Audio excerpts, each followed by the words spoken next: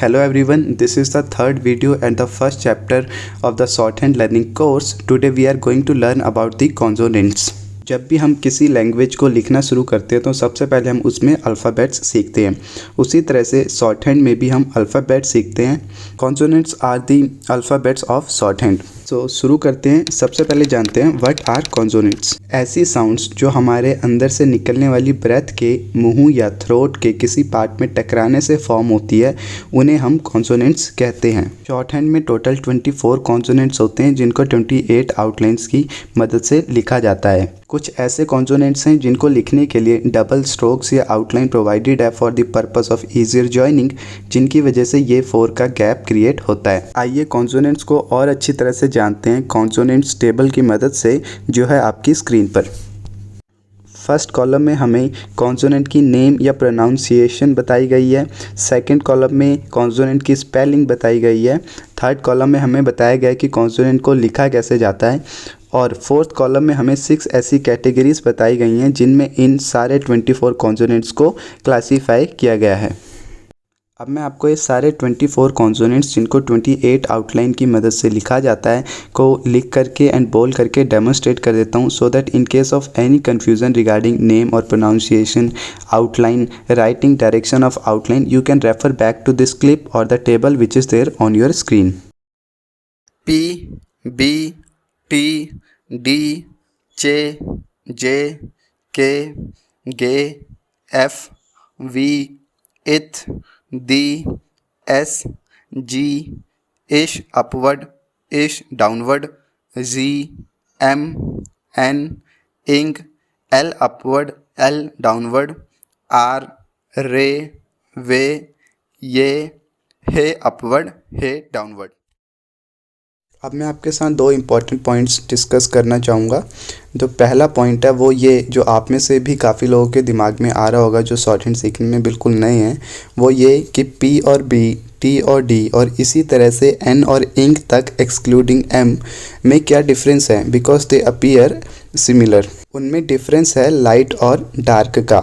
जो पहले स्ट्रोक आ रहा है as per the order given in the consonant table वो लाइट है और जो सेकंड स्ट्रोक है वो डार्क है। एग्जांपल के लिए पी और बी एक जैसे दिखते हैं, जिसमें पी पहले आ रहा है और बी बाद में आ रहा है, तो पी लाइट है और बी डार्क है। उसी तरह से टी और डी, जिसमें टी पहले आ रहा है और डी बाद में आ रहा है, टी लाइट है और डी डार्क है। लाइट साउंड वाले कॉन्सोनेंट्स के लिए लाइट स्ट्रोक प्रोवाइडेड है एंड जो हैवी साउंड वाले कॉन्सोनेंट्स है उनके लिए डार्क स्ट्रोक्स प्रोवाइडेड हैं। Second point is related to the size of strokes, जिसका हमें ध्यान रखना है जब हम इन कॉन्सोनेंट्स की प्रैक्टिस करेंगे। पॉइंट है that the size of stroke should be equal to 1/6 of an inch. Now 1/6 of an inch को लेकर के कंफ्यूज नहीं होना कि वो कितना होता है।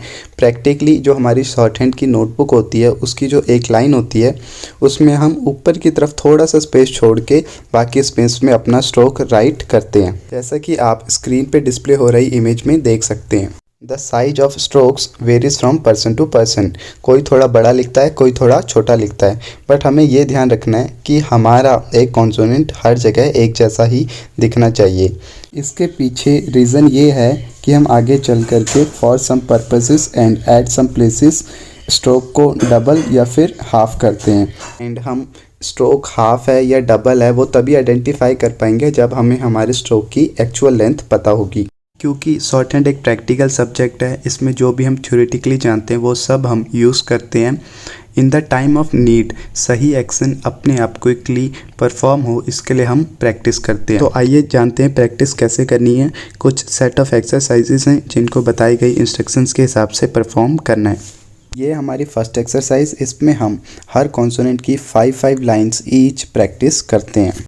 जितनी बारी कॉन्सोनेंट राइट कर रहे हैं उतनी बारी उसे प्रोनाउंस भी करना है। जो एक जैसे दिखने वाले डाउन स्ट्रोक्स हैं उनकी प्रैक्टिस हम पेयर्स में भी कर सकते हैं, जैसा कि आप फर्स्ट रो टू 8th रो में देख सकते हैं। Here is a picture to give you an idea of how we are required to do practice of this exercise.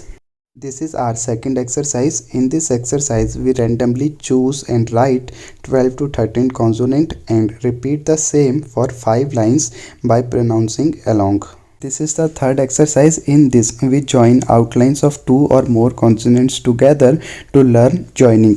While joining strokes, they must be written without lifting the pen.